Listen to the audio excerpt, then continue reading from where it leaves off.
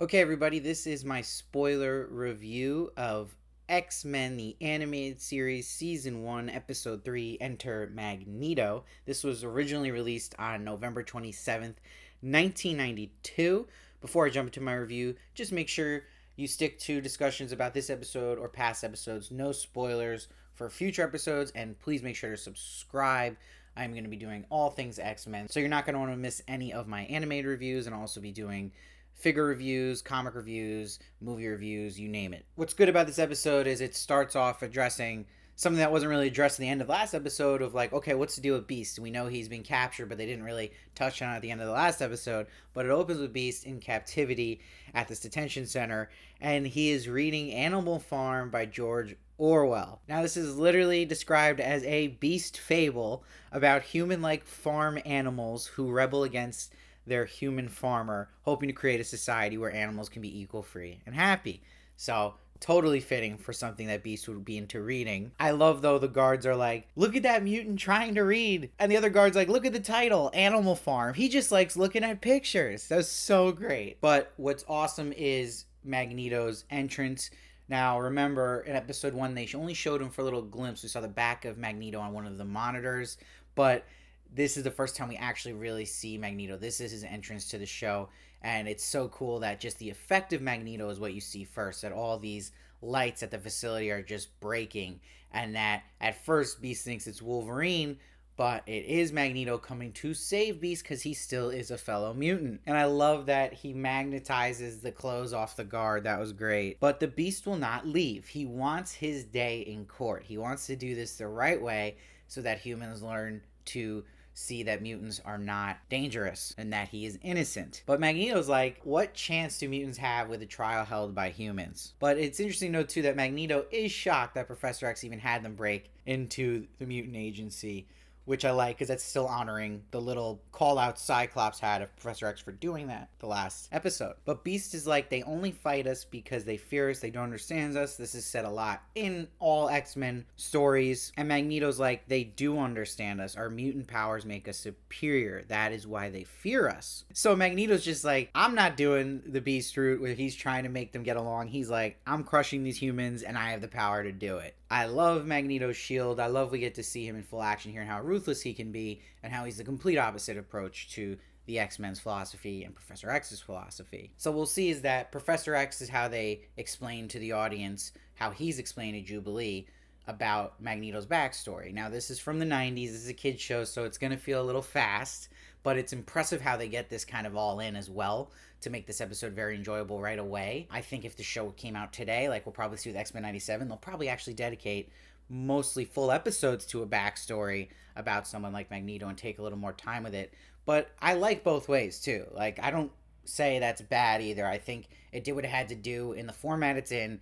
They only have 20 minutes to kind of get us to care about a character in his first entrance, so I think they did a really good job here, especially for a kid's animated show in the 90s. And we're learning quickly that they were friends, him and Magneto, and it was after a war, but this war deeply affected Magneto because this army that occupied his small country killed his parents, and they come back.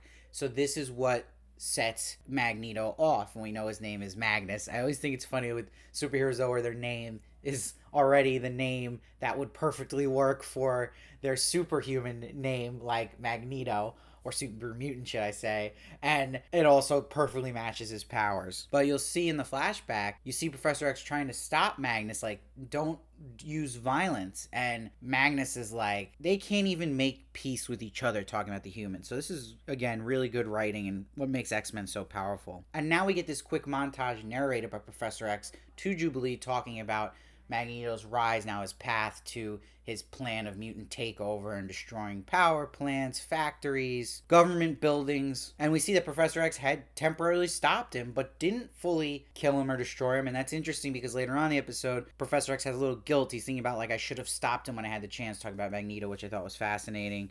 But we're seeing that he's begun again. So this is kind of like he's back on his mission. We'll see Magneto say later in the episode that he's even stronger now. Now, before we get back to Magneto, we get to see Beast in court. I love he quotes Shakespeare and calls him the Bard, but he changes Shakespeare quotes and replaces certain words with mutant, which was great. And I love the judge is just bored by it. And you see that Beast is like, 11 mutants disappeared before our attack, and they were all registrants of the Mutant Control Agency. And the prosecutor's like, nonsense, he's just trying to justify their attack. And then this wild court audience is throwing tomatoes at Beast, which is just hysterical. And I love, like, there's unrest also from Magneto's attack the night before.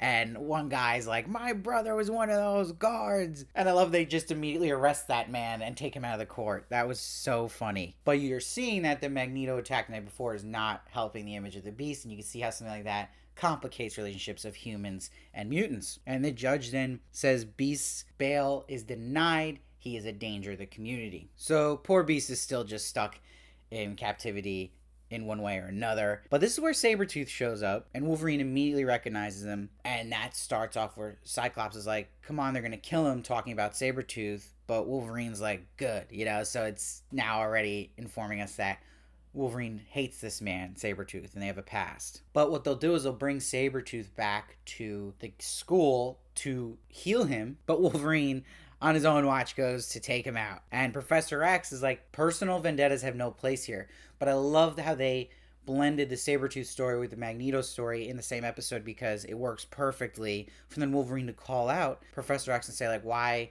does your enemy, we get to trash him, but we go easy on mine? So that was like a perfect moment to have that conversation between Wolverine and Professor X, and both having similar relationships with their arch nemesis. And there's great writing here too, where Wolverine's like, you don't know him, he can't stay here. And Storm's like, that is the way some of us felt about you when you first came here. This man's rage seems much like your own. So again, good way also to inform the audience that Sabretooth and Wolverine are very similar. And also that they had to have a path of redemption set up for Wolverine, and that he should give that same path back to Sabretooth. Now, the closing battle is great. What's so good about the show so far is how good they plan out what each X-Men is going to do in a battle. And what makes this one special is this is with Magneto, and Magneto's at this military base. I love you see how powerful he takes 3 tanks and makes them shoot each other, but he also can control things like missiles. This shows how dangerous Magneto is and why he's one of the most powerful mutants and a worthy foe to the X-Men, which is so effective. I love, though, when Wolverine, Cyclops, and Storm come to save the day, that we see how differently Wolverine and Cyclops handle a giant wall they have to get over. Like, Wolverine has to climb with his claws, and we even get to see him do a front flip, which was hysterical, after he already got over the wall. But then Cyclops runs in and just fries the wall and walks through it. I thought that was so funny. That's the only kind of stuff you get in an animated show that's great. But Magneto has this great mini monologue here where he's like, today begins a new world for all of us, a world where we needn't hide in corners and crawl in fear. But Wolverine says a classic Wolverine line, I don't know what corner you crawled out of, Bub. That was great. And Storm says, I suppose a civil war is your answer? And Magneto's like, better that we die on our feet than live on our knees. That's the best line to me of this show so far. Really powerful and interesting way to look at Magneto's philosophy on human relationships with mutants. And this great line too, if Charles Xavier dreams of peace between humans and mutant, his vision will soon become a nightmare. Really, really good in setting up this huge conflict between these two for the rest of the show. But what's cool is the missiles actually go off into the sky, and Storm is ready to sacrifice herself. And it's the first time, though, we see, like, when Cyclops and Wolverine trying to get in touch with her, they're communicating through the X's on their uniforms. And the real important communication happens with Professor X. We really get to see him use his long-range telepathy to Storm. And he's like, no need for self-sacrifice. Open your mind, absorb what Cerebro knows about the missile's computers. This is great. It's really cool to see Storm and Professor X working together like this, and how effective Professor X is as a leader of these X-Men with his powers. And Storm uses the wind to send the missiles towards the ocean, but also uses her lightning to short circuit the missiles. Really cool. And Wolverine catches her, which was the chef's kiss here. And it ends on a great cliffhanger with Magneto watching from afar, and he's like, you trained your X-Men well, Xavier. They defied me and delayed my war. You and your mutants protect the humans who seek to destroy us. Why have you turned against your own kind? Again, great writing. It makes this episode so special, and it's a great cliffhanger with it to be continued. And it makes you so pumped for this conflict between Magneto and Professor X. So for me, this is my favorite episode so far. I'm actually going to give this one a 9.5. It's extremely strong. There's no slow moments here, and it has way less humor than the first two, but it works still because it's so important to give Magneto his fair screen time, and they perfectly blend in exposition to get you just enough information to get what is going on, what is this guy's motivation as a villain, and they establish how powerful he is. So it's a worthy foe to a group of mutants like the X-Men. So yeah, I love this episode. Let me know what you think down below. I read every comment. I try to respond as many as I can. And please subscribe. I'll be reviewing every episode of this show, so you're not going to want to miss that. And I do all things X-Men. I'll see you next time.